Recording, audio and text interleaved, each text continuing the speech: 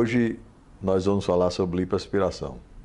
A lipoaspiração é um dos procedimentos mais realizados no mundo dentro da cirurgia plástica, porque é um procedimento que tanto pode ser de grande magnitude, como também pode ser um procedimento pequeno, apenas para tirar pequenas quantidades de gordura.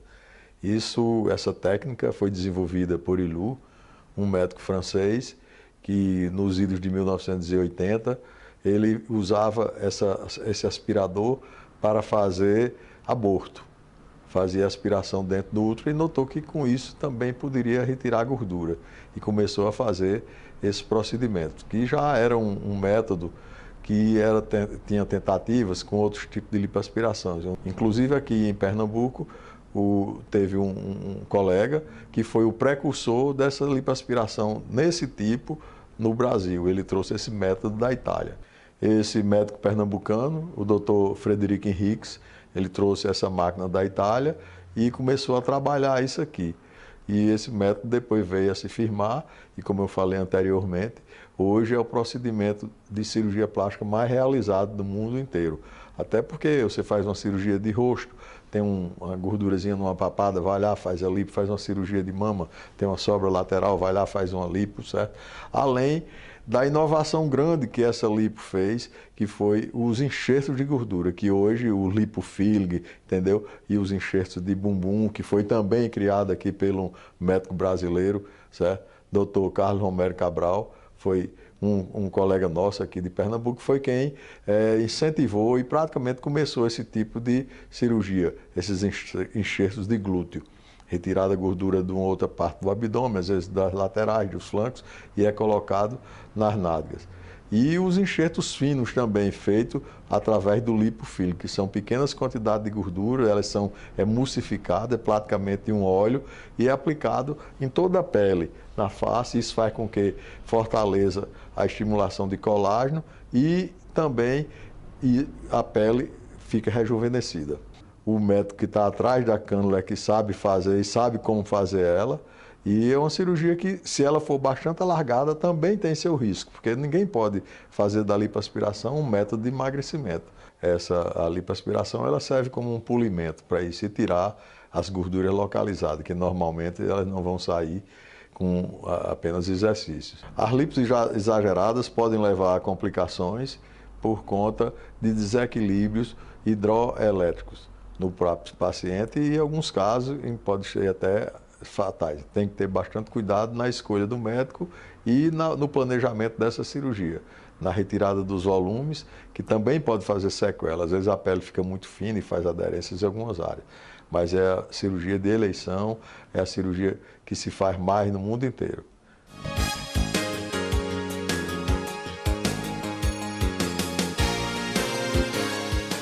Olá! Hoje nós vamos falar de um aparelho que já foi, já voltou e recentemente ele se reinventou. É o Nd:YAG. O que é que esse laser faz? Ele tem dois alvos na pele, a cor vermelha e a cor preta.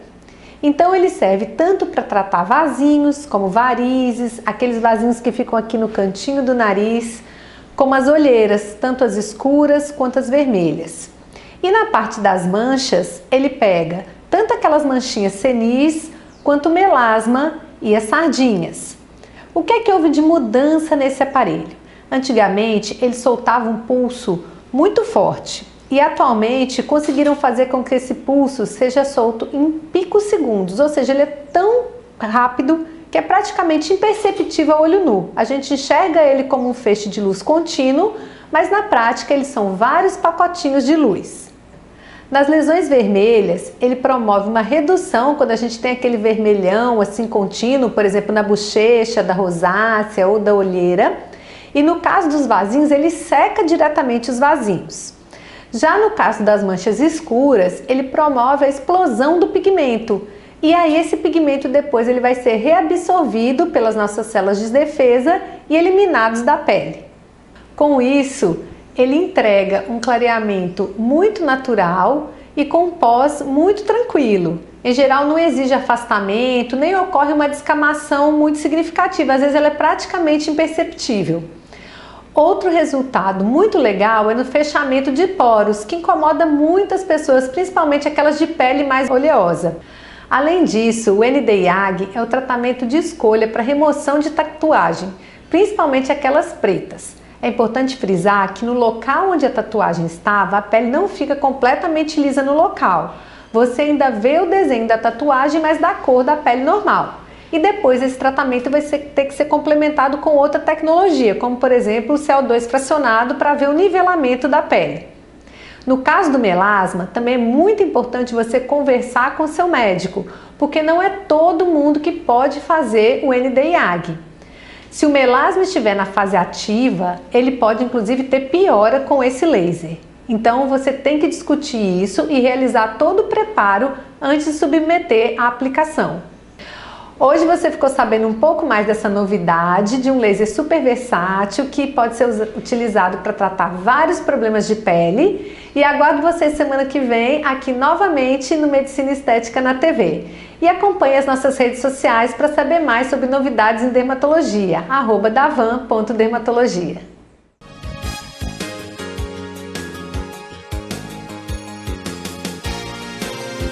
Hoje o nosso convidado é o Dr. Sérgio França, especialista em medicina natural, oriental. Ele é pesquisador e criador do método Libertação Total. Devido ao grande sucesso que tem feito aqui no nosso canal, estamos aqui com ele de volta, que ele vai falar mais um pouco sobre esse método tão revolucionário que ele criou. Tudo bem, Sérgio? Tudo bem, doutor Léo? Muitas pessoas buscam tratamentos alternativos para o câncer. Na medicina natural, há um tratamento para o câncer? Com certeza, doutor. Nós tivemos falando um pouco já sobre isso, sobre a acidez do sangue, né? A questão do pH do sangue, a gente deve controlar o pH do sangue, a acidez do sangue, onde nós vamos prevenir todo tipo de doença, inclusive o câncer. E estamos com a gravação de um paciente nosso que foi submetido a uma cirurgia de intestino, perdeu parte do intestino dele e nos procurou. E nós estamos na 6ª sessão com esse paciente. E ele está altamente satisfeito com o resultado e pediu: eu quero gravar, eu quero falar o que eu estou sentindo. E nós demos a oportunidade de seu Amário ir na nossa clínica, e a produção foi lá gravar o testemunho dele. E ele afirmou que está 50% melhor de tudo. Melhorou a audição dele, melhorou os problemas do próprio câncer, mas ele também tinha um problema. Porque o nosso método, doutor, como eu já falei, é da cabeça à planta dos pés. Nós vamos querer mudar a vida do paciente em todos os sentidos. Então, para você que está nos ouvindo agora, o seu Amário está lá no Instagram, Dr. Sérgio França, testemunhando que melhorou da audição, melhorou da visão, melhorou das dores de coluna, melhorou do próprio câncer, que ele já foi submetido à cirurgia, está fazendo radioterapia, quimioterapia, sem efeito colateral, segundo ele está dizendo e testemunhando no nosso Instagram. Inclusive até a esposa dele, doutor, também foi testemunhar, que eu não sabia desse fato. Ele de noite, ele ficava batendo com as pernas na cama e não conseguia dormir. A partir da primeira sessão, ele não teve mais esse estímulo nervoso e dormiu maravilhosamente bem. Se esse método serve para curar, imagine para prevenir, serve também para prevenir. Na verdade, nós falamos mais em prevenção, né? Porque quando o paciente já tem o problema, como é o caso dele, nós vamos melhorar a qualidade de vida dele, não é verdade? Não é que ele vai ter uma cura imediata, mas se ele está 50% melhor dos problemas que ele tinha, significa que a gente fica muito feliz, muito satisfeito com isso. Pelo menos uma sobrevida melhor e com mais qualidade de vida, né? Perfeitamente, mas quando o paciente nos procura para fazer uma consulta conosco e quando nós olhamos na sua íris, que nós identificamos que essa doença vai se manifestar no seu corpo, talvez daqui a 6 meses, 1 ano, 2 anos, 3 anos, então pode afirmar o tempo, mas a gente já diagnostica, através da sua íris, um problema desse no seu corpo. Então a gente já vai prevenir, mudando a alimentação, tirando aqueles alimentos que vai acidificar seu sangue, aqueles alimentos que vai intoxicar, envenenar seu corpo. Então você pode ter uma vida longa e saudável, sem uso de medicamentos, de forma simples e de maneira natural. Sérgio, então, se o tratamento através da alimentação é tão importante no seu método, a pressão alta também poderia ser tratada com uma dieta alimentar que fosse rigorosa, obedecendo os princípios do seu tratamento, não é? Com certeza, você está falando uma coisa importantíssima. Nós tivemos também uma gravação na nossa clínica com o Eduardo, que é um paciente nosso que ligou para mim se queixando que sofria de hipertensão já há 6 anos e que ele não conseguia controlar. Foi para vários especialistas, tomou vários tipos de medicação, inclusive ele afirma, mudou a medicação várias vezes e não tinha controle. Porque a hipertensão não está só ligada à alimentação, está ligada ao efeito do indivíduo, como o seu sistema nervoso, o seu dia a dia, problemas familiares, estresse, problemas de trabalho e etc. É como que a pessoa tivesse, né, andando numa corda, andando numa corda, naquele equilíbrio. Você, depois que você falou isso, você esclareceu muita coisa. Porque na verdade é esse equilíbrio que a gente quer trazer para o paciente, que o Dr. Leão deu uma explicação fantástica. É que o hipertenso, ele não tem conhecimento sobre sal, por exemplo, né? O hipertenso, ele não tem que deixar de comer sal, ele tem que deixar de comer o sal refinado que vende lá no supermercado. Mas ele tem que fazer uso do sal rosa do Himalaia, que tem 88 minerais. Eu não consigo, doutor Leão, fazer um paciente controlar a hipertensão dele, viver sem hipertensão, se ele continuar comendo sal do supermercado. Que o que é que ele causa? A hipertensão, inchaço no coração, doenças renais, doenças hepáticas, obesidade. É retenção de líquidos, né? É retenção de líquidos. Pelo pH, que é diferente do pH do nosso corpo. Exato. Então, muito importante, doutor Leão, falar isso. Ó, pessoal, você não tem que deixar de comer sal, você tem que mudar o sal errado para usar o sal certo. Sérgio, então, dentro desse tratamento, com essas restrições todas de substâncias que são tóxicas ao organismo, a obesidade também seria um tratamento que ia se enquadrar perfeitamente bem dentro do seu método, né? Com certeza, doutor. Inclusive, os alimentos hoje a gente chama de ultraprocessados, ou seja, as pessoas ficam abismadas quando chegam na nossa clínica e descobrem que um biscoito tem formol. Além dele ser ultraprocessado, é aquele açúcar refinado diversas vezes que eles chamam de, em vez de ser açúcar refinado, que é esse que tem no supermercado, que também não faz bem a ninguém, eles transformam esse açúcar agora num açúcar ultraprocessado. Então as pessoas estão aí alimentando o corpo de toxinas, e aí está alimentando vermes no pâncreas, no intestino, no fígado, no rim, e esses vermes vão fazendo com que o corpo do paciente desenvolva a obesidade. Então, doutor Leão, obrigado pela oportunidade. Pessoal, vocês que querem entrar em contato com o Dr. Sérgio França, tirar as dúvidas de vocês, fala comigo pelo meu WhatsApp pessoal, é o 99222-0030.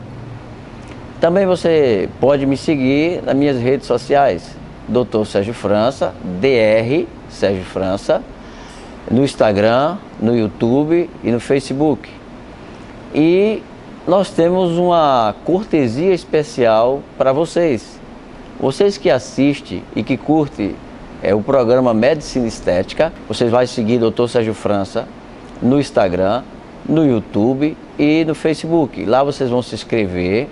Vocês vão curtir nossos vídeos, assistir nossos vídeos, comentar nossos vídeos, e aí você vai participar do seguinte: nós temos 3 pilares na nossa clínica. Primeiro é a consulta, segundo são os exames, que é tudo feito em nossa clínica, que é o exame da íris e etc. E o terceiro é o tratamento, ok? Então, você só vai pagar a consulta e os exames. E o tratamento, que é a parte mais alta, você não paga nada. Vai ser inteiramente grátis para você. Todos os seus problemas de saúde, querido, têm tratamento de maneira simples e de forma natural.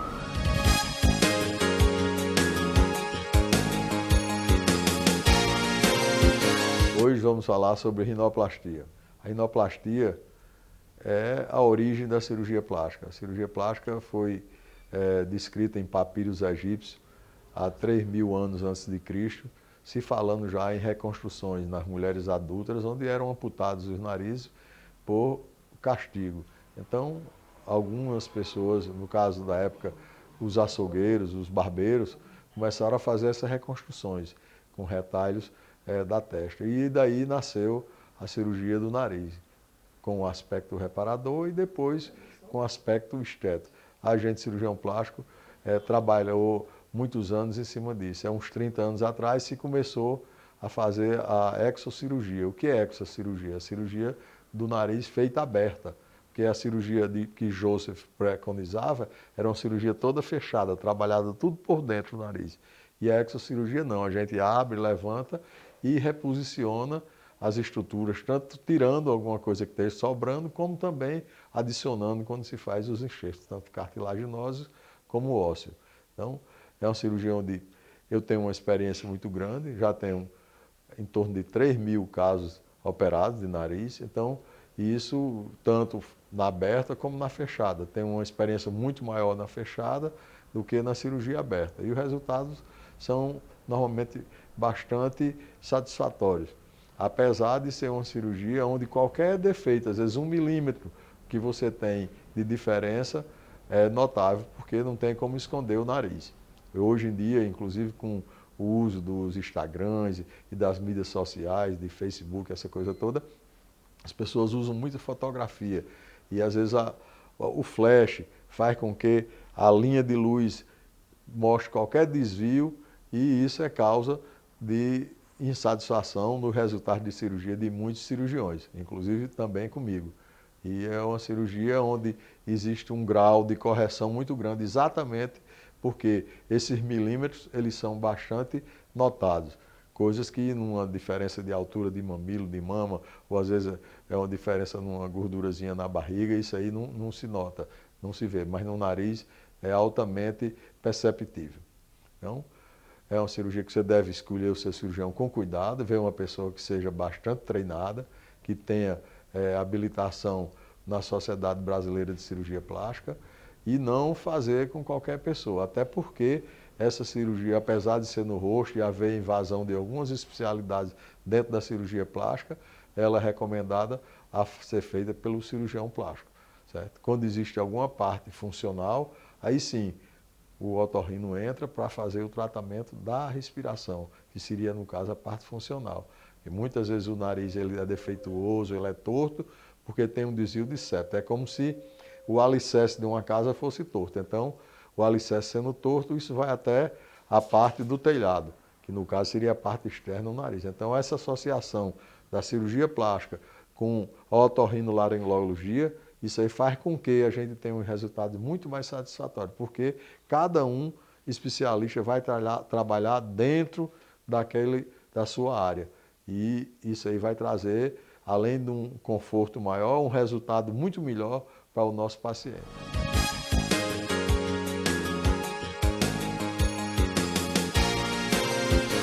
Oi pessoal, complementando o que nós já falamos anteriormente sobre os problemas causados pelo celular, eu quero falar hoje para vocês sobre algumas dicas, o que a gente pode fazer para diminuir esses efeitos que são reais. Inclusive, é preciso dizer que isso que eu vou falar agora não se aplica apenas a crianças, né? A gente tem uma preocupação muito especial com as crianças, porque vamos pensar comigo, nós com a nossa idade, na nossa infância, nós não tínhamos essa presença de telas tão próxima aos olhos como as crianças têm hoje em dia. Isso significa que uma expectativa média da população brasileira de 75, 80 anos faz com que durante todo esse período, uma criança de hoje de 5 anos, ela vai ter uns 70 anos de exposição, porque existe possibilidade de alguém dizer, não vou mais usar celular, é raro, né? Então, considerando que a pessoa vai estar exposta a essa tela, a essa luz, a esses efeitos maléficos do celular, considerando que a pessoa vai estar exposta a esses efeitos ruins do uso do celular, a gente precisa ter uma ênfase em crianças, mas todas as pessoas precisam saber que existem algumas formas de diminuir o prejuízo para os nossos olhos. Então eu vou citar alguns deles. O primeiro é a distância. É muito importante que a gente mantenha uma distância, eu costumo dizer, pelo menos 30 centímetros, que é uma régua, ou um braço esticado do celular. Porque hoje o que a gente vê, infelizmente, é que as pessoas estão assim, né? Quase comendo o celular. Não é para fazer isso. Quanto mais próximo do olho, piores serão os efeitos. O segundo ponto é dar intervalos frequentes. Eu sugiro que a cada 20 minutos a pessoa saia, olhe para o horizonte, olhe na janela, mude o foco e não fique o tempo todo fixando no uso do celular, convergindo a acomodação da gente. Outra coisa é, além de dar os intervalos frequentes, é a pessoa ter o filtro de proteção. Então, esse filtro de proteção contra a luz azul de telas também é muito bom. Tente não ver filmes, séries, Netflix por aqui. Se vocês puderem, coloque a imagem na tela da televisão. Por quê? Porque é mais distante. O ideal é que a gente tenha uma tela de televisão a pelo menos 3 metros de distância dos olhos. Então, se puder, bota a tela para longe, tá? Outra dica é tentar não inclinar a cabeça quando a gente está fazendo alguma atividade de perto. Vou dar um exemplo. Tem pessoas que fazem isso, né? Para ler, para escrever. Não pode fazer isso, gente. A postura é importante, não só para a coluna, mas também para os olhos, tá? Então, evitar isso ou evitar da pessoa estar assim, né? Então, vamos lembrar de postura, que isso também ajuda. Uma última coisa para terminar é a questão da luz solar. Como eu falei, existe uma epidemia de miopia. A gente não sabe exatamente a causa, mas a gente sabe que o sol é nosso amigo nessas horas. Então, é provado através de vários trabalhos científicos já publicados que a luz solar diminui a incidência de miopia. Isso significa que a cada exposição solar, cada vez que uma criança tiver, em vez de estar aqui nos joguinhos eletrônicos, for brincar na rua, como nós fazíamos na nossa infância, for brincar no sol, for jogar bola, isso garante certamente que ele vai ter uma melhor condição de saúde, não só física, mas também dos olhos. É isso aí.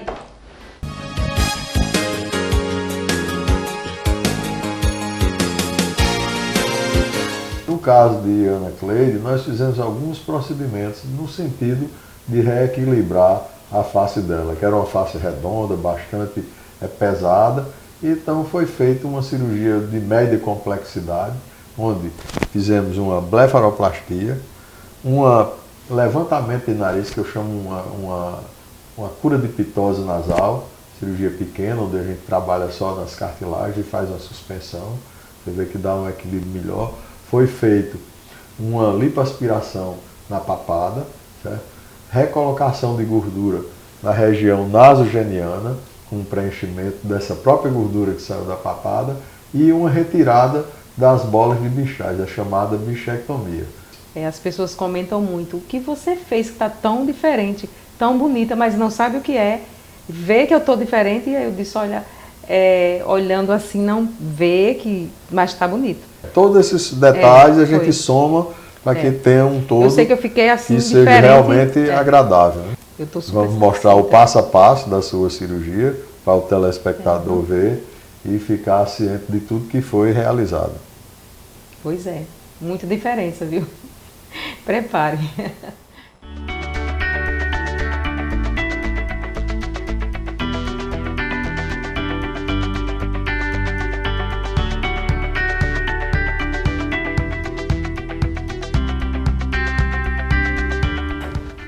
Olá, tudo bom? Como é que tá? Tá indo junto, tudo certinho?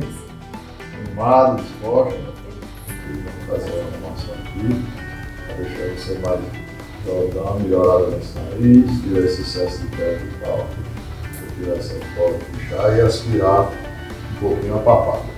Essa gordurazinha que eu tirar daqui, eu vou aproveitar botando nessa subjugal, essa dobrazinha que fica, e também melhorando esse suco nasogeniano, ok?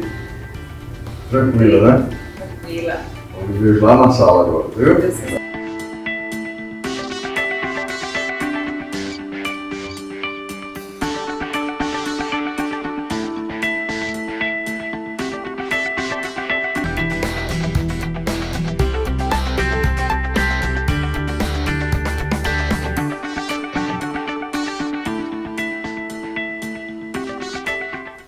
Então, viu, Ana Cleide? Olha, Toda essa surpreendente mesmo. somação de procedimentos que Deu fez nem pra- uma harmonia no seu rosto, que reequilibrou a É. sua face, certo? E com procedimentos que não são muito invasivos. Aí ficou super suave, assim. A gente vê o antes e depois vê que tem alguma coisa, assim, que eu antes não conseguia nem fazer uma maquiagem, que eu trabalho com beleza, e antes eu não conseguia fazer traços, não conseguia, ainda dava, não dava, aí ficava mesmo redonda de novo, não tinha como. Tranquilo. Eu me sinto, assim, super grata. Foi uma coisa, assim, que mudou muito, até meu bem-estar, sei lá, a autoestima, essas coisas todas mudam muito também, né? Agora, uma facilidade maior do mundo para maquiar, para tudo. E as pessoas me veem que eu tô diferente, tá diferente, mas não sabem onde foi. Sabe que tem alguma coisa diferente. Narizinho. Tranquilo. Tudo afiladinho. Com esse caso da Ana Cleide, vamos encerrar o nosso programa de hoje e vocês aí. Até o próximo sábado.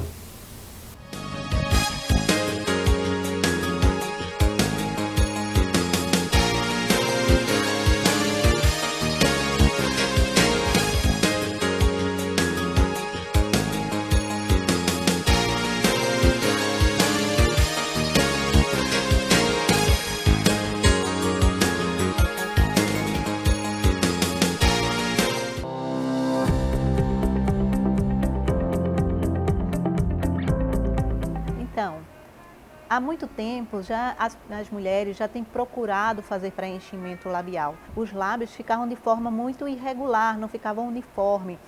E com a evolução, foram aparecendo outros tipos de materiais, como o silicone, por exemplo. O silicone hoje em dia não se usa mais, porém existem pessoas que fazem injeções inadequadas desse tipo de material e isso não é indicado. Tá? Existiu também os preenchimentos com colágeno. Os colágenos hoje em dia não existem mais no Brasil, porém em alguns países ainda da Europa, o colágeno ainda é utilizado como um material preenchedor. Mas então o que é que a gente tem hoje em dia como melhor material para se fazer preenchimento labial? Hoje em dia, no nosso mercado, no Brasil e também no mundo, o produto mais indicado e mais recomendado, ou seja, o mais biocompatível para se fazer os preenchimentos labiais são os ácidos hialurônicos. Então, se você tem interesse ou se você tem vontade de fazer um preenchimento labial, você precisa marcar uma consulta com o seu profissional. Só ele vai poder indicar não somente o ácido hialurônico, mas também a utilização de fios associados, ou somente fios, ou somente ácido hialurônico. Então, somente o profissional vai ser capaz de identificar. Eu recebo diariamente perguntas lá nas minhas redes sociais. Ah, doutora, quanto é que custa um preenchimento labial? Ah, doutora, eu tenho medo de fazer preenchimento para não ficar com a boca muito grande. Então, é bom ter em mente que um preenchimento labial, ele não vai deixar uma boca exagerada em uma única aplicação. Então, isso é feito gradativamente. Existem pacientes que têm medo de fazer o preenchimento, aí a gente indica antes ele fazer um test drive, que a gente chama de mock-up, que seria a gente fazer um preenchimento com o próprio plasma do sangue do paciente, ele vê como vai ficar o aspecto da boca dele, para assim, isso vai demorar aí uma semana mais ou menos, e só aí assim ele vê como ficará o lábio, para ele ter uma decisão definitiva se ele quer ou não fazer o preenchimento. Mas vem aquela dúvida, quando eu fizer um preenchimento, será que eu vou ficar com a boca muito grande? A boca de Anitta, né, o que é o maior medo da população é ter uma boca grande demais, preenchida demais. Para chegar naquele nível, é preciso se fazer várias sessões ou várias seringas. Isso aí, quem vai dizer o quanto vai precisar, caso seja o desejo do paciente, é o profissional habilitado. Então, não precisa ter medo em fazer preenchimentos. Os preenchimentos, quando eles são bem indicados por um profissional que já tem uma expertise para identificar isso aí, então, somente ele vai ser capaz de direcionar o seu paciente para um tratamento adequado e dentro dos limites fisiológicos de cada paciente. Tá? Então, gostou do assunto? É bem amplo, é bem vasto, a gente tem muito o que falar sobre isso, mas a gente pode falar sobre isso, posso mostrar fotos para vocês de outros pacientes lá no consultório, basta marcar uma consulta com a gente nesse telefone que tem aí na tela. Então eu espero vocês aqui a partir das 20h40 aqui na TV Nova, canal 22.